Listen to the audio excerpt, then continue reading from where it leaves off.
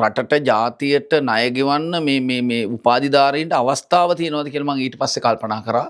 Campus එකකට ගිහිල්ලා අවුරුදු 4ක් හෝ 5ක් දුක් විඳලා උපාධියක් ගන්න ඕනම කෙනෙක්, මම කියන්නේ චිත්‍ර නැටුම් සංගීතය ඩ්‍රාමා විතරක් නෙවෙයි, විද්‍යාව ගණිතය ඕනෑම විෂය ධාරාවක වාණිජ්‍ය විද්‍යාව ඕන දෙයකදී ඒ ශිෂ්‍යයා ලබන දැනුම ඇත්තටම පද්ධතිය ASCII කොතෙන්ද මේක මාකට් වෙන්නේ, මේක කොතෙන්ද මේක මේ වැලියු වෙන්නේ, කොතෙන්ද මේකට වටිනාකම ලැබෙන්නේ කියලා. උපාධිධාරීන් ටික ඔය තාමත් තමන්ගේ ජීවිත ඉරණව විසඳ ගන්න බැරුව දුක් විඳින ඒගොල්ලෝ ගුරුවරුත් නෙමෙයි ඩීఓලත් නෙමෙයි. ප්‍රාදේශීය ලේකම් කාර්යාලෙත් තියෙනවා, ඉස්කෝලෙත් තියෙනවා. හරිය ඩබල් ඇක්ෂන් ලයිව් බෝයි වගේ ඇඟේ ගන්න පුළුවන්, රිදි හොදන්න පුළුවන්.